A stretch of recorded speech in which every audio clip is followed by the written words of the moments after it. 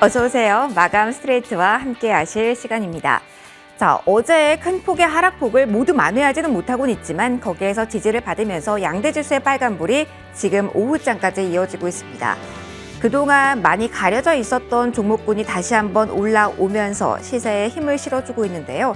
언제까지 이런 분위기가 이어질까요? 그리고 테마 장세가 계속 이어지고 있는데 그렇다면 오전과 오후에 이렇게 변동성이 큰 장에서는 중심을 어떻게 잡아야 되는 걸까요? 여러 가지 이슈들과 함께 이런 고민들 함께 지금부터 해보도록 하겠습니다. 자, 시작에 고민 안고 출발합니다. 먼저 유가증권 시작의 지금 현재 분위기 점검 들어가도록 하겠습니다. 장 초반부터 그래도 빨간불에 머무는 시간이 월등히 많았고요. 오후로 넘어가면서 더욱더 그래도 0.8% 정도의 상승 흐름은 지켜내고 있습니다.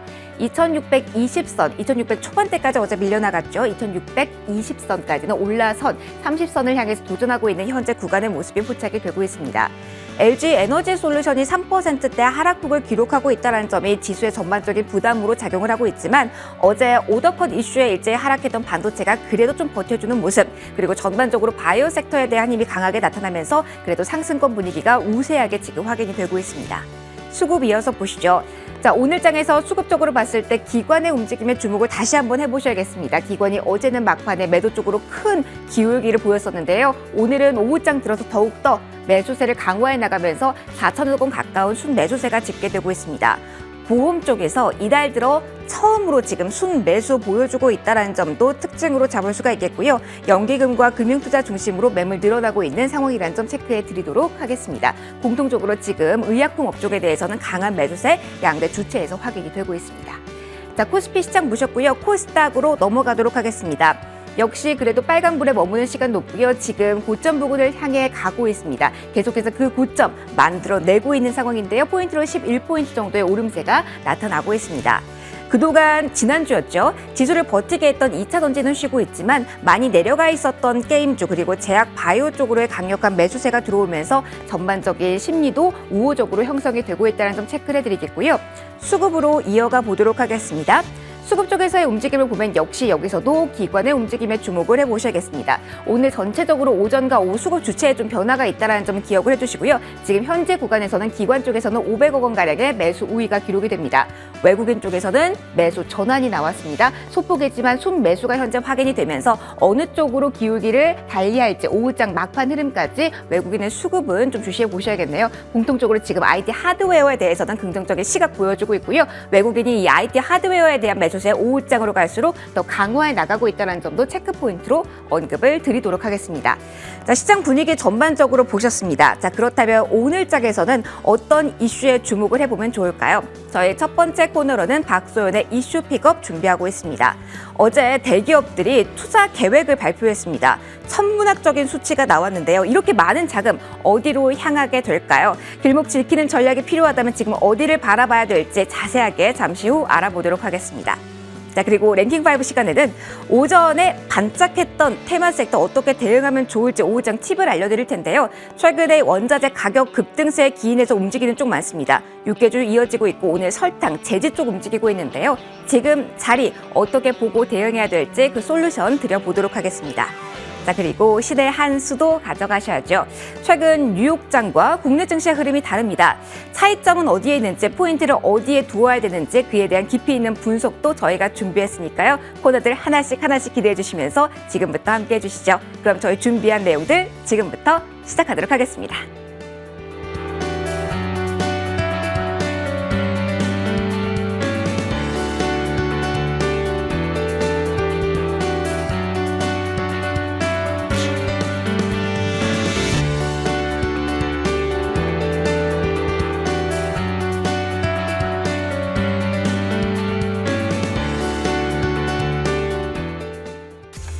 일 분 1초가 소중한 당신. 지루한 광고에 리모컨을 움켜잡을 수밖에 없었던 시청자의 마음을 이해합니다. 그래서 준비한 MTN의 화끈한 편성. 5분장은 우리가 책임진다. 마감 스트레이트. 애널리스트 시장 분석부터 이슈 진단, 마감 라이브 중계까지. 한순간도 놓칠 수 없는 치열한 오후장. 마감 스트레이트와 함께하세요. 자, 박소연의 이슈 픽업 문 열겠습니다. 오늘 그래도 어제는 참 힘들었는데 오늘 하루는 또 반등이 또 나와주는 그런 흐름이 이어집니다. 그래서 또 마음이 좀 편한 날, 그런 오늘이기도 하고요. 오늘은 내일 있을 이벤트에 대한 이야기로 한번 시작을 해볼까 합니다. 한국은행의 금융통합위원회가 이제 하루 앞으로 다가왔습니다. 금리 인상은 거의 확실시, 거의 이제 100%다. 이런 얘기가 나오고 있죠. 채권 전문가를 상대로 한 설문조사에서도 거의 94%가 금리 인상한다라고 이제 답을 한 바 있던데요. 빅스텝이냐, 베이비 스텝이냐에 대해서는 뭐 아직도 의견이 분분하긴 합니다만 빅스텝 가능성은 크지 않다. 우리나라 이제 경기 상황이 있기 때문에 미국처럼 빠르게 올릴 수는 없는 상황이고 베이비 스텝 한 0.25%포인트씩 차근차근 올릴 것이다 라는 얘기가 주를 이룹니다. 무엇보다도 금리 인상 결과와 함께 그 이후에 한국은행이 내놓는 경기 전망에 대한 이야기도 아마 관심이 좀 쏠릴 것 같은데요. GDP 성장률이 3%대였던 것을 2%로 하향 조정할 것, 그리고 소비자 물가 지수를 전망치를 한 4% 정도로 상향할 것. 아마 5월 소비자 물가 지수는 한 5%를 넘을 것으로 예상되니 그 평균치도 이제 올리지 않을까, 이런 예측들이 나오고 있습니다. 앞으로 한국과 미국의 기준금리가 역전될 가능성이 크다. 이런 얘기들은 뭐 숱하게 나오고 있는 상황이죠.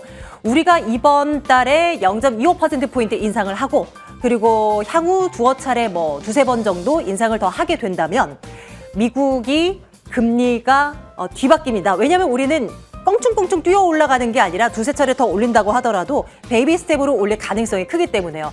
미국은 당장 0.5%포인트씩 빅스텝으로 6월에도 7월에도 올릴 것으로 예상돼서 한 7월쯤에는 역전선상이 나타나지 않을까, 뭐 이런 추측들을 해볼 수 있게 됩니다. 그렇게 되면 외국인들의 수급이 지금보다 더 빠져나갈 것인가에 대해서는 물론 방향성은 그러하겠지만 역전이 된다고 하더라도 그 시점 때부터 뭐 더 공격적으로 판다, 뭐 이렇게 이해하지 않아도 된다라는 전문가들의 시각이 또 지배적인 그런 상황입니다. 계속 볼까요? 앞으로 4번의 금통위가 더 남아 있습니다. 내일 빼면 말이죠. 이 4번의 금통위에서 한 두세 번 정도 추가적으로 금리가 인상될 가능성이 전망이 되는데요. 그러면 이제 올 연말에 우리나라의 기준금리가 연 2% 정도가 되는 것이겠죠. 무엇보다도 지금 돈을 빌려서 투자를 한다거나 돈을 빌려서 부동산을 뿌려나가고 있는 그런 분들의 경우는 좀 자산 관리를 더 철저히 하라라는 어떤 경고의 메시지도 그래서 끊임없이 나오고 있습니다. 자, 내일 결과를 우리 한번 지켜보도록 할 거고요. 오늘 이 시간을 통해서 조금 더 풀어보고자 하는 투자 전략 측면은 섹터 이야기를 할 겁니다. 크게 두 가지로 나뉘어서 이야기를 할 건데요. 일단 저는 이제 반도체에 대한 이야기를 할게요. 첫 번째 섹터로 이 얘기를 할 텐데요. 반도체란 뭐 어떻습니까? 우리 경제를 이끄는 원동력 아니겠습니까? 이 산업이 커진다면 우리 경제도 탄탄히 더 성장할 것이다 라고 거의 그것과 그것이 같다, 뭐 이렇게 이제 치부되는 그런 용어인데요. 윤 정부도 이야기를 했죠. 반도체 초강대국을 만들 것이다. 그리고 여기에 발맞춰서 삼성전자 또한 대대적인 투자 방안을 내놨습니다. 어제 이 시간을 통해서도 계속해서 말씀드렸습니다만 어마어마한 돈을 들여서 앞으로 반도체를 비롯한 이 삼성이라는 어떤 그룹의 캐파를 확실히 키워나가겠다, 뭐 이런 전략을 내보입니다. 앞으로 5개년의 투자 계획이 나왔는데요. 뭐 세부적으로 어느 파트에 얼마를 정확히 할 거요, 뭐 이런 내용은 안 나왔지만 그래도 한 반도체 부분에 한 60% 정도의 돈이 투입되지 않을까 예상이 되고요. 그 외에도 바이오 신성장 IT 쪽에 집중적으로 돈이 들어갈 것이다 라는 예측이 나옵니다. 뭐 어마어마한 규모가 발표가 된 겁니다. 다음 보시죠. 그동안 지난 수년간을 토대로 우리가 살펴봤었던 플랜을 보면 한 뭐 180조 원, 250조 원, 뭐 이 정도에 불과했는데요. 이번에는 5개년 계획이긴 하나 450조 원의 돈이 투입이 될 예정입니다. 지난 5년 동안 삼성전자의 영업이익이 250조 원이었는데 이것을 뭐 거의 곱하기 2배 수준으로 돈을 붓겠다라는 것이죠. 삼성전자가 지금까지 현금으로만 100조 원이 넘는 돈을 가지고 있는 상황인데 이 돈을 어디에 쓸 것인가 투자자들은 참 답답해하고 궁금해했습니다. 그런데 어느 정도의 투자 계획안이 나오면서 주가에는 그래도 긍정적인 것 아니겠는가라는 시각들도 일부 나오는 것 같습니다. 물론 관련 얘기가 나온다고 해서 또 어제 오늘 주가가 또 튀지는 않지만 말입니다. 여기에 플러스해서 조금 더 호재로 생각해 볼 만한 것이 반도체 값이 올라간다는 얘기도 있습니다. 다음 장으로 좀 넘겨주세요. TSMC와 삼성이 반도체 값을 올린다는 얘기가 오늘 아침에 전해졌습니다. TSMC는 1년도 안 돼 2번 정도의 가격 인상을 단행하는 것이고요.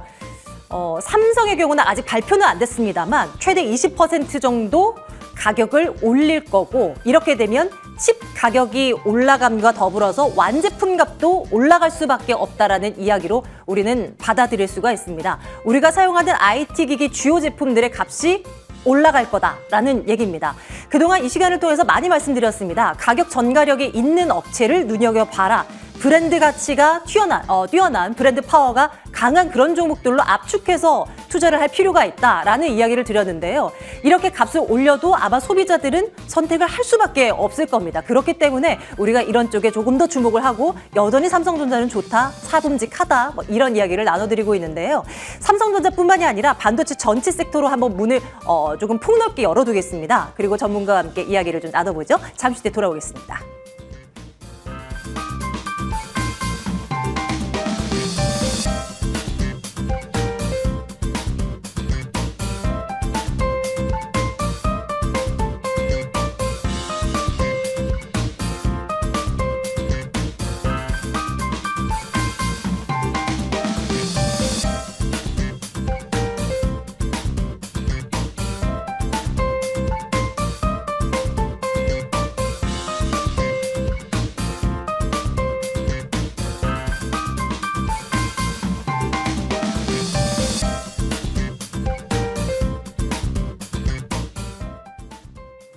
자, 오늘은 섹터 얘기 해볼 거고요. 오늘 오랜만에 이분과 함께하겠습니다. 유한타증권 영업부 송태영 과장과 함께 말씀 나눕니다. 과장님 어서 오세요. 네, 안녕하세요. 네, 저희 개편했어요. 그리고 네. 이제 또 자리를 옮겨봤고 새로운 포맷으로 또 과장님을 뵙게 됐습니다. 앞으로도 좋은 전략들 우리 시청자분들께 좀 전해주시길 바랄게요. 네, 알겠습니다. 일단은 시장에 대한 뷰가 못 뺀 사이에 좀 바뀌었을까가 궁금해요. 어제 이제 오늘 새벽에 뉴욕장은 스냅의 이 실적 쇼크로 완전 그냥 나스닥 지수가 무너지듯 그냥 마감이 되어버렸잖아요. 근데 어제 우리 시장은 또 선반영했던 터라 또 오늘 또 크게 놀라지도 않고 오늘 오히려 반등세를 보여줍니다. 이렇게 롤러코스터가 이렇게 매번 이렇게 왔다 갔다 하는 시장을 우리는 어떻게 바라봐야겠어요? 평가 좀 내려주십시오. 그만큼 투자 심리가 지금 취약하다는 것을 잘 나타내고 있다라고 저는 생각을 하고 있습니다. 사실 미국 시장에서도 약세장에 들어가느냐, 추가적으로 경기 침체가 나오느냐, 네. 이러한 이제 이야기가 계속 나오고 있거든요. 그리고 소수의 의견으로는 너무나 많이 빠졌기 때문에 이제 저가 매수의 기회가 점차적으로 오고 있다라는 이러한 부분이 계속적으로 다 같이 나오고 있는 부분이 있습니다. 그래서 어제 미국 시장을 보게 된다 하더라도 장 초반만 하더라도 나스닥이 한 4%까지 말씀하신 네. 것처럼 밀렸었는데 이 장 마감 때는 2%까지도 이제 끌어올려줬어요. 그런 부분이 이 경기 침체에 대한 우려는 전반적으로 크게 있기는 하지만 그래도 일부는 너무 많이 빠졌다. 요게 이제 지금 작용을 하고 있다라고 보시면 될 것 같고요.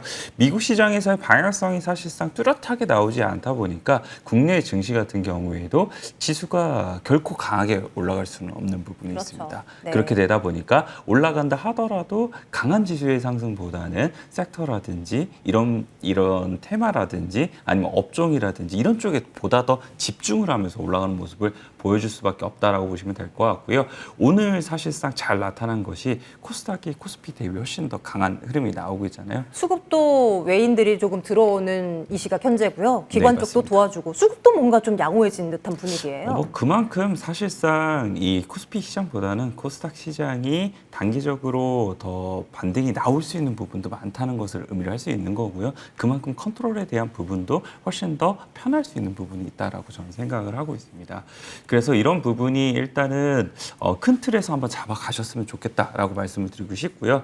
지금 기관들 같은 경우에도 계속적으로 포트폴리오 리밸런싱 작업을 하고 있는 것 같아요. 네. 이에 따라서 사실 지금 투자 심리도 그닥 좋지 못하고 그리고 거래 대금이라든지 이런 부분도 사실상 떨어지고 있고 매수의 주체도 사실상 신규 자금이 안 들어오잖아요. 맞아요. 그렇게 되다 보니까 네. 이런 포트폴리오 리밸런싱 혹은 이제 선물 매매에 의해서 더욱더 가격의 급등락이 커질 수밖에 없는 시장 시장이 되고 있고요. 오늘 이것을 단적으로 잘 보여준 것이 2차 전지에서 차익이 나오게 되고 반대로 게임이라든지 아니면 기판 쪽이라든지 이런 쪽으로 다시 한 번 더 이 포트폴리오의 이런 이 비중을 늘리게 되면서 그쪽으로 급등이 나오게 되는 이러한 흐름이 잘 나오고 있다라고 보시면 될 것 같고요. 그 중에 하나도 바이오도 이런 것 중에 하나가 될 수가 있다라고 저는 생각을 하고 있습니다. 그냥 앞으로도 뭐 이렇게 그동안 좀 올라간 종목들은 눌림이 나오면서 그동안 좀 많이 밀렸었던 것들이 조금 키를 맞춰주고 뭐 이렇게 뭔가 업종별로 순환매를 하는 하지만 뭐 뚜렷한 방향성은 없는 뭐 이런 장세가 앞으로도 더 이어진다라고 생각하세요? 네, 그렇기 때문에 사실상 오늘 사실 급등이 나왔다고 해서 큰 네. 의미를 두실 필요는 없을 것 없다. 같아요. 왜냐하면은 네. 이것이 사실 수급적인 이슈에 의해서 가격적인 상승이 나오게 되고 논리적인 측면에서 보게 되면은 사실 그렇게 와닿지는 않는 부분이 네, 많거든요. 맞아요. 오늘 특히 바이오 업종 같은 경우에는 네. 뭐 이슈가 나중에는 붙을 수 있는 부분이 저도 대략적으로 생각하는 게 몇 가지가 있기는 하지만 그것이 실질적인 이유는 아니거든요. 이렇게까지 끌어올릴 네, 만한. 이 정도로 사실상 셀트리온 그룹주들이 다 같이 상승이 나오게 되고 네. 이런 부분은 그만큼 수급적으로 많이 비어있는 부분에서 채워주고 있다. 이 정도로서 보시는 것이 맞지 이것이 이제부터 추세 전환이 되고 지금부터 바이오의 시대가 도래한다라고 보기에는 매우 어렵다. 그리고 네. 이것이 게임주에도 동일하게 작용이 될 수밖에 없는 거고 나름 기대를 건 분들 굉장히 많으실 것 같은데요. 메타버스 오늘. 같은 경우에도 네, 동일하게 마찬가지고요. 뭐 비슷한 흐름이지 않을까라고 네. 생각을 하고 있습니다. 네, 게임, 바이오 관련한 섹터들이 오늘 시장에서 월등히 또 이제 두각을 드러내면서 올라오고 있지만 여기에 큰 의미를 두기보다는 오히려 지금 눌림이 나오는 괜찮은 종목들을 좀 선별해서 포트에 담자라는 이야기로 좀 들리는 것 같은데요. 그래서 이제 섹터로 한번 넘어가 보겠습니다. 오늘 반도체 그리고 우주항공 이 두 섹터를 가지고 오셨더라고요. 먼저 반도체에 대한 이야기부터 풀어주세요. 저는 뭐 앞서서 뭐 삼성전자 뭐 이에 대한 이야기는 풀었습니다만 삼성전자 국한되지 않고요. 조금 더 폭넓게 봐주셔도 괜찮을 것 같아요. 사실 오늘 첫 시간이기 때문에 약간 보수적인 투자자분들께서 관심을 가지실 수 있을 만한 종목을 선택을 하다 보니까 대표적인 이제 업종을 이야기를 하게 되는 거고 반도체 관련돼서도 사실상 세부적으로 보게 되면 너무나 많잖아요. 맞아요. 그렇기 때문에 네. 오늘은 일단 이 반도체 종합 생산업체에 국한된 국내에서는 삼성전자 네. 그리고 SK 하이닉스, 뭐 DB하이텍 정도 네, 네. 요 정도 구간에서만 이제 큰 틀에서 한번 이 세 종목 중에는 가장 뭐가 좋을 것이고 이 종목들에 대해서는 어떻게 생각을 하는지를 먼저 네. 말씀을 좀 드려야 될 것 같아요. 어제 보게 되면은 사실 반도체 관련돼서 루머가 계속 돌았어요. 이 중국에서 이 플랫폼 업체들의 이 서버 관련된 부분에 오더 컷이 이제 더 나오게 될 것이다. 라는 무슨 이야기가 말이에요? 나왔거든요. 네. 이 서버 물량 관련돼서 중국 업체들이 계속적으로 좀 줄여왔던 부분이 있었었는데 네. 하반기에 더욱더 많은 부분 이제 이 서버 관련된 메모리 반도체에 대한 이제 주문을 하지 않겠다. 라는 이야기가 나오게 된 거죠. 뭐 어떤 이유에서였는지에 대해서는 얘기를 뭐 하지 않았고요. 아무래도 이 인플레이션이라든지 공급 네. 체인이라든지 이런 부분이 계속적으로 부담감을 줄 수밖에 없는 부분일 테니까 그런 부분에서 투자를 조금 보수적으로 하겠다라고 생각을 해볼 수 있는 거죠. 그래서 메모리 이제 반도체 같은 경우에 지금 현재 PC라든지 아니면 모바일 쪽에서 이미 수요의 둔화가 나오게 되면서 상당히 좀 좋지 못한 부분이 있었잖아요. 네. 그나마 서버에서 사실 수요가 살아있다. 이것 때문에 계속 버텨주는 부분이 있었었는데 어제 그 서버에 관련된 수요가 줄어들 수 있다라는 이야기가 나오다 보니까 전반적으로 반도체가 다 차익이 나왔다. 라고 보시면 될 것 같은데요. 그런 부분이 일정 부분은 좀 맞을 수 있는 부분이 있기는 하겠지만 저는 꼭 그것이 맞다라고 보기는 좀 어려울 것 같아요. 물론 더욱더 지켜봐야 되는 부분이 필요하기는 하겠지만 일정 부분 같은 경우에는 수요에 대한 둔화에 대한 부분을 계속적으로 주가에 반영시켰던 부분이 있었다라고 저는 생각을 하고 있고 1분기 실적이 그렇게 잘 나왔음에도 불구하고 못 갔던 원인 자체가 이런 부분에 대한 반영률이 어느 정도 나왔던 것이 아닌가라고 저는 생각을 하고 있습니다. 그래서 이런 부분을 생각을 해봤을 때는 지금의 이러한 이제 많은 안 좋은 이슈라든지 수요에 대한 둔화라든지 이런 부분이 어느 정도 다 반영이 된 부분이 있다라고 저는 생각을 하고 있고 지금 국내 지수 같은 경우에도 사실상 조금 많이 조정을 받게 되면서 SK 하이닉스라든지 삼성전자 같은 경우에도 조정을 받았던 부분이 있었잖아요. 네. 그런 지수의 조정에 대한 영향력도 이 두 종목의 일정 부분은 사실상 영향력을 미친 부분이 상당히 많았다라고 생각을 해볼 수 있는 것 같아요.